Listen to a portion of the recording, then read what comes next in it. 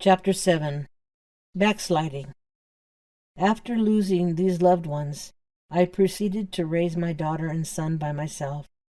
I was able to stay in the house Ron and I had bought together because there wasn't enough equity at the time of our divorce to fight over. So he took the new car and signed the house over to me. This sounds great, doesn't it? However, I had no job skills whatsoever except picking strawberries. I did not know how I would be able to make the monthly payments, fix the roof, and build the retaining wall that was desperately needed to resolve the water issues on the property's landscape. Luckily, I found work with the help of a friend at an electronics company who was willing to train me. They paid minimum wage, and there was no medical or dental benefits offered, so I had to seek help from welfare and try as best I could to make the monthly house payment. I was really struggling to make ends meet. Even though I did not really have the money to spare, I continued in a frenzy of drinking and partying to drown out the pain. I relied on my mother for childcare and financial assistance to keep me afloat. Finally, on July 9th, 1979, I found a job with another electronics company, and my whole world changed. This company paid well and had excellent medical and dental benefits that began the first day of employment. This enabled me to finally get off of welfare and food stamps for the first time in years.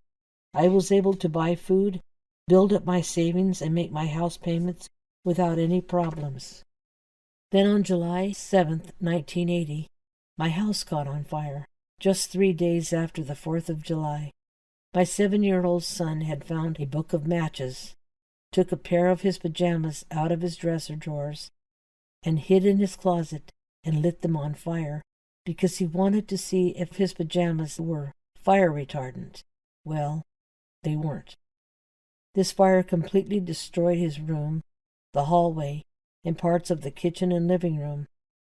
The entire house had severe smoke damage, and everything I had was destroyed in less than 20 minutes. I did not know what to do.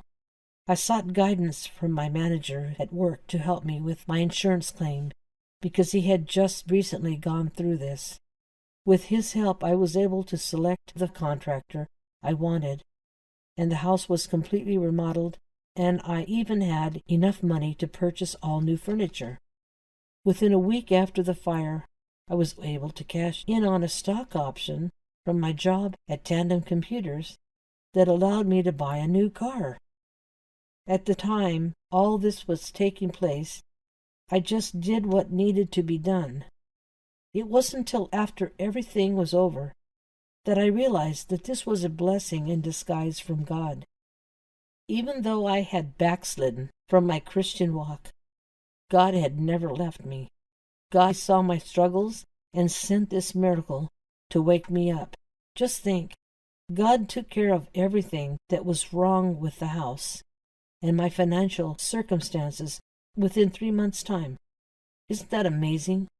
Once I realized this, I began to go back to church and give thanks to God for what He had done for me, because I did not deserve it. He is amazing and forgiving.